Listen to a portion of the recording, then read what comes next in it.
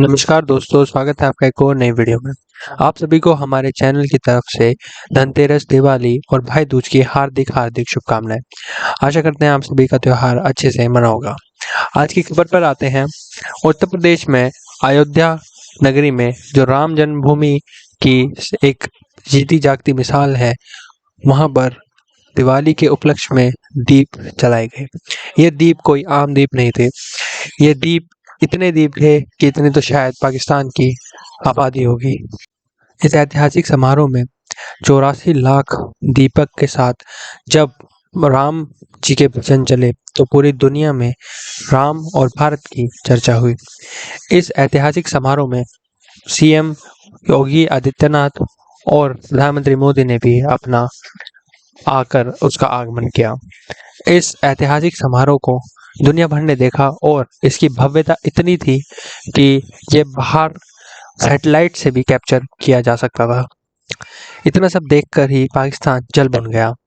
इतना पैसा अगर उनके पास होता तो शायद उनके आधे कर्जे उतर जाते, जितना भारत ने सिर्फ अपने एक कार्यक्रम पे लगाया। वहीं राम मंदिर का भी आगमन होने ही वाला है, जिसमें राम और बाकी हमारे भगवानों की मूर्तियां का भी स्थापित किया जाने वाला है। जल्दी ही 2024 में शुभकामनाएं मिलेंगी और राम भारत आएंगे। धन्यवाद दोस्तों, आज का वीडियो अगली बार फिर नई एक नई वीडियो के साथ, तब तक के लिए बने हमारे साथ। जय हिंद, जय भारत, जय श्री राम।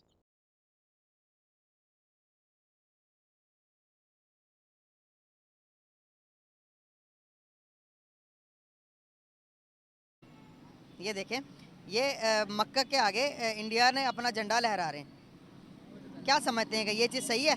क्या ये होना चाहिए? क्या इजाज़त देनी चाहिए इंडिया को?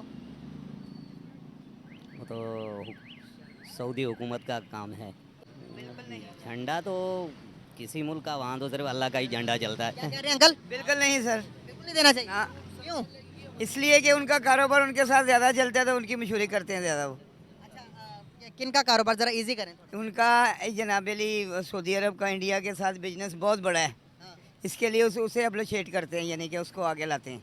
तो कारोबार चढ़ता मतलब कि ज़्यादा होता तो इसका क्या मतलब है कि क्या झंडा लहराने नहीं दें? तो झंडा उधर लहराने का क्या मतलब है? अपने इलाके में जाकर लाएं, या कोई मैच जीता है वहाँ लहराएं, जो ग्राउंड में लहराएं। सऊदी अरब में तो काम ही कोई नहीं बनता झंडे का उनके। नहीं, मुसलमान है ना, दो चंदे। मुसलमान तो कर सकते हैं, लेकिन वो हिंदू तो नहीं कर सकते ना, हिंदू को लाओ ही नहीं हाँ है। बिल्कुल, मुसलमान गए हैं हज जी। करने के लिए मक्का के सामने। हाँ, बिल्कुल। खाना काबा के सामने खड़े होकर, मैं दोबारा दिखाना चाहूंगा आपके उसके नहीं, लिए। मैं समझ गया हूँ आपकी बात। ये देखें, ये मुसलमान है सर। हाँ, तो मुसलमान गलत लोग ना, ये देखें। बस ये गलत किया इन्होंने, क्यों? ठीक नहीं किया ना। झंडा है तो झंडा ही है ना। अब क्या पता इसके पीछे क्या राज है क्या नहीं है, घूमते हैं, आपको पता है बीच में कोई और बातें होती हैं, कोई और बातें होती हैं। लोगों को बताएं कि क्या आपने कोई रिबा फ्री इकोनॉमिक मॉडल तैयार किया है।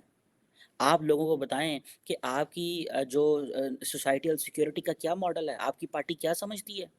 ये फिर फटाफट चले जाएंगे, उधर ही जाके कहेंगे जी वो उस वक़्त जो नबी पाक सल्लल्लाहु अलैहि वसल्लम के दौर में और आलम इस्लाम और जो हुआ करता था रियासत मदीना जो थी वो इमरान खान साहब थे, उन्होंने भी लोगों को बेवकूफ़ बना के रखा। ठीक है, वो जाते थे चीन और जाके कहते थे कि हमें चाइनीज़ मॉडल चाहिए, वो जाते थे मलेशिया कहते थे हमें मलेशियन मॉडल चाहिए, वो जाते थे सऊदी अरब कहते थे हमें सऊदी मॉडल चाहिए, वो आते थे पाकिस्तान तो कहते थे हमें रियासत मदीना चाहिए।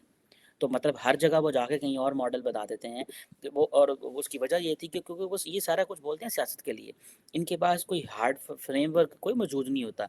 आप आज इनको मौका दे दें पावर करने का, यकीन यार मन ने रात पैर फूल जाते इन्होंने कट्टे थे ज़्यादा पता। आप ये जो बड़ी मेन स्ट्रीम पार्टीज हैं, इमरान खान 25 साल शोर डालता रहा, मुझे ये पता मुझे वो पता है, जब पावर पे आए तो कख करना नहीं सी होता जनाब ने, कख करना नहीं सी होता, कख करना नहीं सी होता।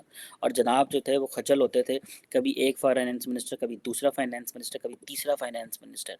लेकिन मैं ज़ाती तौर पे ये बड़ा एक मैं समझता हूँ कि मौलाना फजल रहमान जो कि जिनकी पार्टी को 100 साल से ज़्यादा हो गए बने हुए, 100 साल ज़ीरो ट्रांसफॉर्मेशन है। मैंने अपने थीसिस में इनकी बहुत सारी जो है इन्होंने जो, अच्छा एक तरफ चलाने वाले को समझ नहीं आ रही पाकिस्तान को चला कौन रहा है और चलाने का तरीकाकार क्या है या उनका इरादा क्या है कि हम पाकिस्तान को कहां लेके जाएं।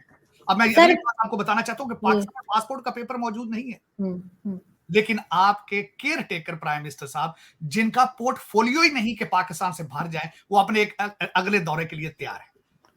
बिल्कुल सर उन्हीं की मैं बात करने लगी थी कि मुझे एक जानने वाले मिले जो काकड़ साहब के भी जान पहचान के, उन्होंने कहा कि वो कहते हैं कि जी मुझे तो एस्टेब्लिशमेंट ने कहा है बस तुम्हारा नाम है प्राइम मिनिस्टर, तुम बस मजे करो आराम से, कोई टेंशन नहीं है, नहीं, ठीक यही है, काम है तुम्हारा। बिल्कुल ठीक, मैं कहता हूँ ठीक है। और भाई लेकिन उसको जहाज में पकड़ा दें, एक बैंकरप्ट कंट्री का जहाज पकड़ा देते हैं, साथ 20 लोगों को 30 लोगों को लेकर, वो दुनिया की ट्रिप पे निकले हुए हैं। एक चक्कर तो पूरा लगा चुके हैं पूरी दुनिया का वो। अब देखें ना, अमेरिका है, यूनाइटेड नेशन से खत्म, उन्होंने इंटरनेशनल दौरा किया है, चाइना में पूरी दुनिया का चक्कर लगा।